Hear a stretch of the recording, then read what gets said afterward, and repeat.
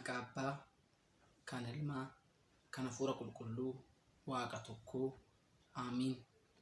Aamiin maatii Waaqayyoo, Waaqayyo kan jaalattan akkasumas Waaqayyo gooftaan keenya Yesuus Kiristoos caalchisee kan isin jaalatu maqaa Kiristoosiin kiristaana kan taatan maqaa Ilmaatiin Ilmaa Waaqayyoo maqaa Hafuura Qulqulluutiin kan qulqullooftaan nagaan isin gaafadha. Akkam ooltan, akkam yeroo kana geessan, akkam sa'aatii kana geessan. Aamiin. Galata Waaqayyoo jennee akka galateeffannu kan nu gargaari Waaqni abbootii keenya, Waaqni waaqotaa, gooftaan gooftotaa, uumaan uumamtootaa, uuma lafaaf samii kan ta'e Waaqni keenya gooftaan Yesuus Kiristoos maqaan isaa kan galatuu fi kan ulfaatanuuf haa ta'u.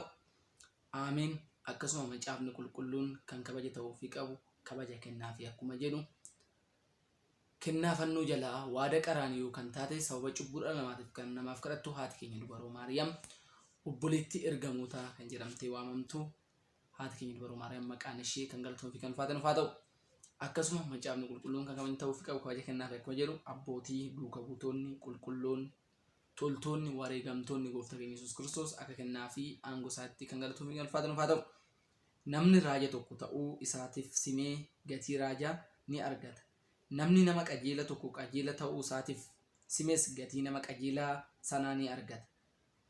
Wangeela Maatiyoos boqonnaa 10:42.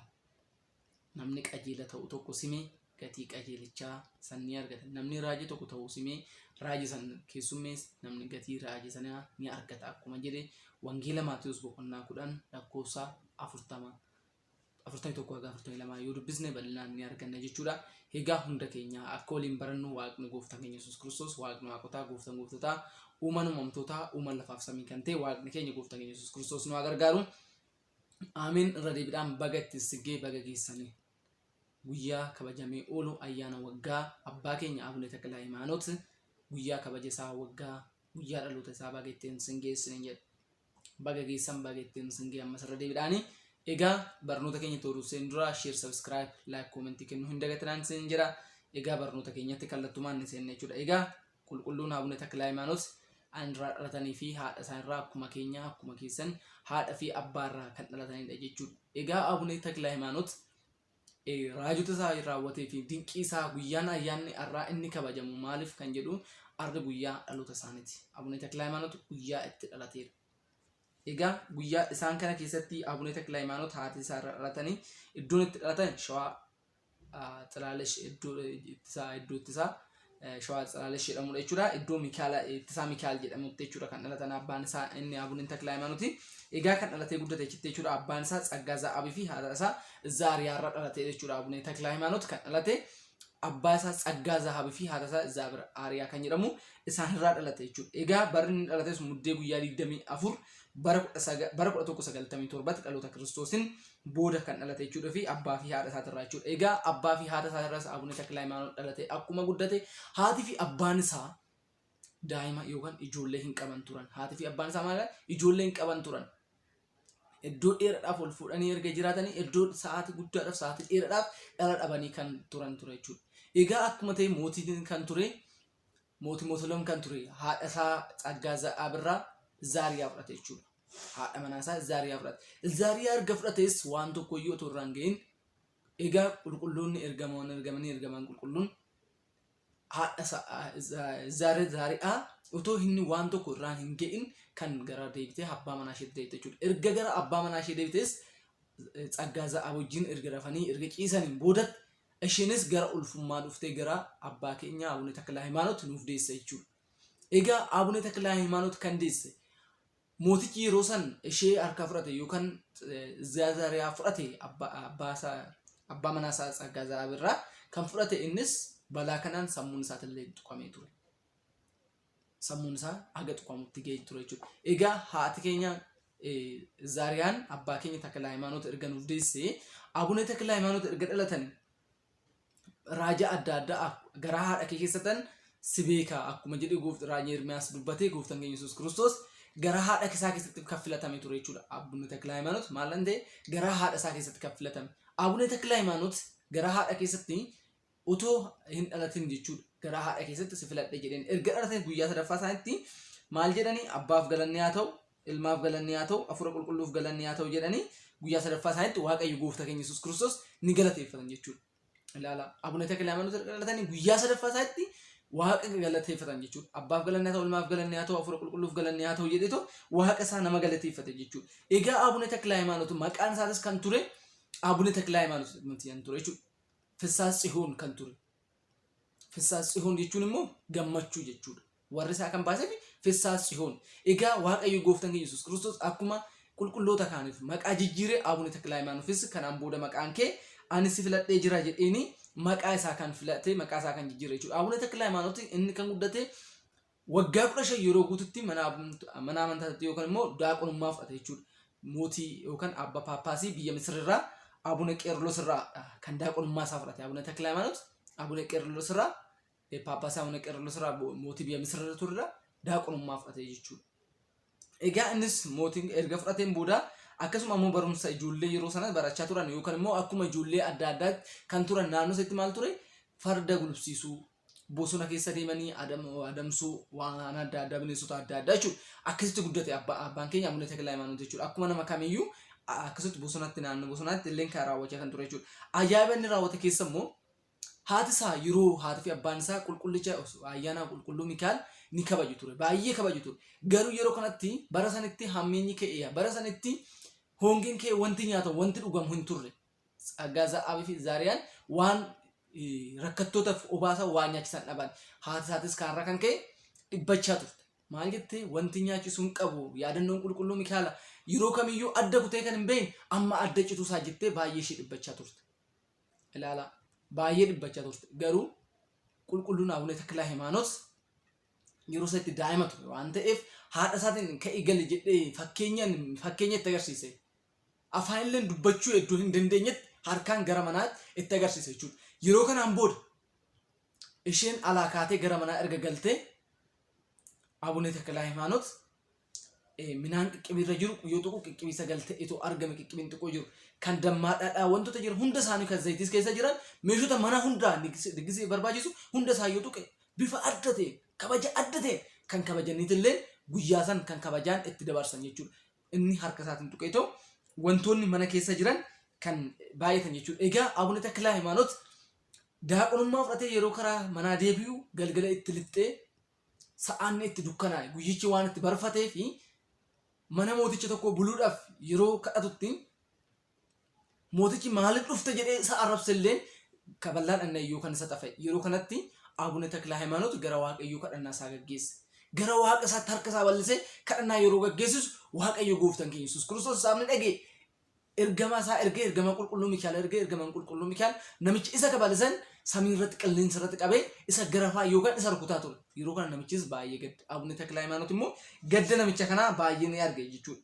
Erga argee ammas kadhannaa gochuudhaan kadhannaa gara waaqayyootti gaggeessuudhaan namichi sun karaa sana irraa gara samii irraa qilleensa irraa gad isa buusee gallakkisiisa jechuudha. Egaa raajota adda addaa kan raawwachaa ture yookaan immoo dinqii adda addaatillee kan raawwachaa ture jechuudha. Adamoolleen akka adamsaa ture ni ilaalla jechuudha. Abuna Takla Hayimaanoot ifa dinqii adda addaa fi wantoota adda addaa kiristaanota irraa kan eegamu biyyoota adda addaatillee deemuudhaan barsiisa ture jechuudha.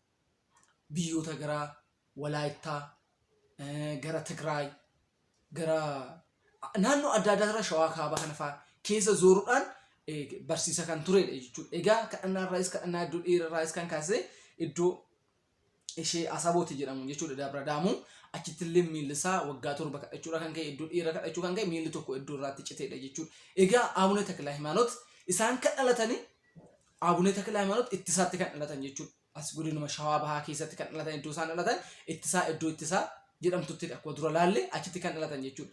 Egaa Abuna Takla Hayimaanoot achitti kan dhalatan achitti erga dhalatee ka'een booda immoo iddoo maali deeme iddoo Dabra Libaanos kan jedhamu kan immoo Damma Daamuu Daam kan jedhamu kanatti dhaqanii achitti kan ture namichi Dabra Libaanos kan nama jedhamudha kan ture qulqulluu achitti ture saniin booda maqaan kee kana waamamuudhaan Abuna Takla Hayimaanoot garasitti galee jechuudha. Iddoo naannoo adda addaa turre as naannoo Amaaraa Kililitti Walloo keessatti jechuudha. Walloo keessatti illee waggaa 10 gadaama san keessatti gadaama Gool jedhamu keessatti barsiisaa kan ture jechuudha. Abuna Takla Hayimaanoot iddoo adda addaa irra deemanii warroota namoonni amansiisaa kan turan. Egaa warroota waaqa harkeetiif illee bulaa turan waaqa harkeessan kan bulaa tura waaqa harkeetirra gara waaqayyootti akka amanan jechuudha. Yeroo iddoo biraa deemtu jechuudha. Eessa deemtu jedhanii yeroo isaan gaafatutti kanaan booda gara mooticha isaatti yeroo deemu eessa dhufte jedhanii yeroo isa gaafatanitti egaa sagalee waaqayyoo lallabuun dhufe isin barsiisuun dhufe yeroo dhutti nuti waaqa harkee yookaan muka itti amannuu qabna yeroo jedhanii ni ta'u karaa isa fudhatee deeman jechuudha. Abuna Takla Hayimaanoot yeroo gara itti fudhatee deeman seexanni muka isa irra jirtu hundi isaanii iyye. Erga iyyee ka'een booda immoo Abuna Takla Hayimaanoot erga seexanni achirra jiru iyyee ka'ee ati waan nama haara taateef asumatti nurraa turi nuti deemna jedhanii ni ta'u isaa achitti ofirraa dhaaban jechuudha. Abuna Takla Hayimaanoot iddoo sanitti ni dhaabbate. Iddoo sanitti yeroo dhaabbatu multi sun bakkee jiru ka'ee buqqeetoo karaa isaatti deemee jechuudha. Karaa isaatti ka'ee seexanoonni achirrattis jiran hundi isaanii badan. Saniin booda uummanni sun illee waaqa Abuna Takla Hayimaanootiin ni amanna jedhanii ni cuubaman ni fayyan. Egaa Abuna Takla Hayimaanoot namoota amanne hundaayyuu amansiisee karaa gara amantaatti deessuu. Mootii Solomoonis kan ture mootii kan jedhamutis kan turetti haadha manaa isaa haadha isaa Abuna Takla Hayimaanoot kan fudhate nama fudhatee tures innillee mootii illee waaqa harkeetti yeroo amanaa turetti waaqa harkisan harkaa balleesse eessa dhuftetillee jedhee yeroo inni isarratti dhiibbaa gaggeessuuf ka'u yeroo sadi allayyaa keessaa waan akka markabaa wayii tolchee allayyaatti gisee darbu yeroo sadanuu Abuna Takla Hayimaanoot waaqayyo gooftaan keenya Yesuus Kiristoos ergamaa hangafa ergamootaa kan ta'e qulqulluu Mikaa'el ergee isaa achi keessaa baase jechuudha. Saniin booda mooticha kanallee Abuna Takla Hayimaanoot duraan waan sammuun isaa tuqame wantoota yaaduu hin dandeenye waan adda addaa waan ta'e tureef egaa lafa jalatti illee sanyiin facaasa jechaa namicha ture Abuna Takla Hayimaanoot seenaa isaa namicha sanillee ni akka fayyise jechuudha. Egaa Abuna Takla Hayimaanoot dinqii adda addaatillee seenaa adda addaa kan itti raawwatan jechuudha. Egaa Abuna Takla Hayimaanoot seenaa isaa ilaaluudhaaf seenaa isaa barachuudhaaf otoo bararnee daqiiqa kana keessatti miti guyyaan tokko otoo barannee seenaa isaa hin dhumu jechuudha.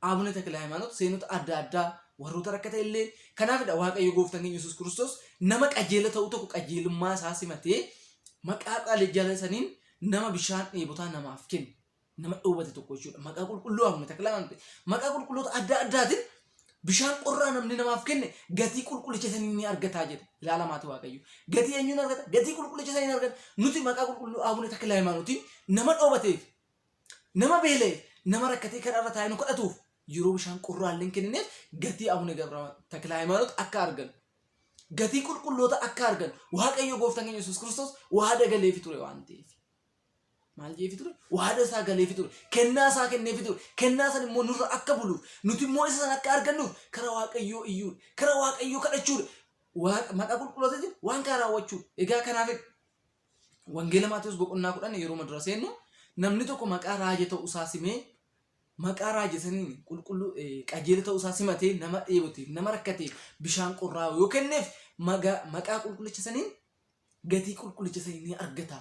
Nuti Abuna Takla Hayimaanoot nama rakkateef rakkina yoo baatu gatii qulqullicha Abuna Takla Hayimaanoot ni arganna jechuudha. Egaa gatii isaa akka argannu immoo suuga qulqulluu Abuna Takla Hayimaanoot akka nurra bulchuuf waaqayyo gooftaan keenya Yesuus Kiristoos maqaan isaa kan galatoomanii fi kan ulfaatan nuuf haa ta'u.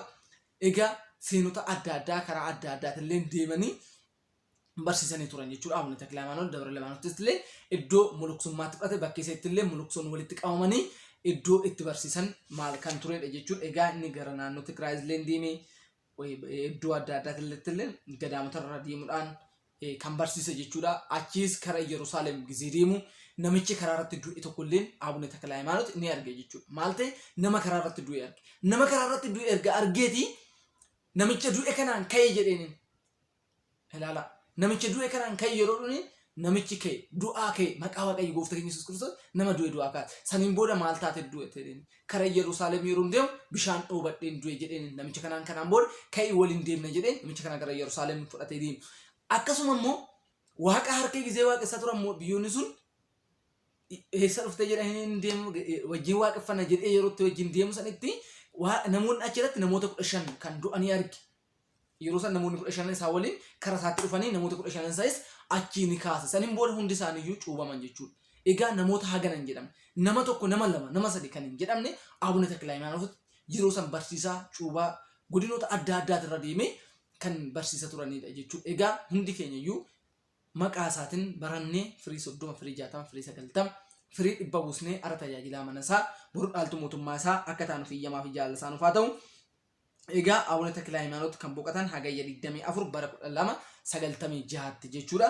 Egaa isaanillee seenota adda addaa kan raawwatan jechuudha. Muddee 24 yoo ta'u guyyaan dhaloota isaa guyyaan har'aa kabajni guyyaa har'aa immoo sababuma kanaafidha Abuna Takilaa Hayimaanoot kan kabajamee oolu sababa guyyaa dhaloota isaafidha.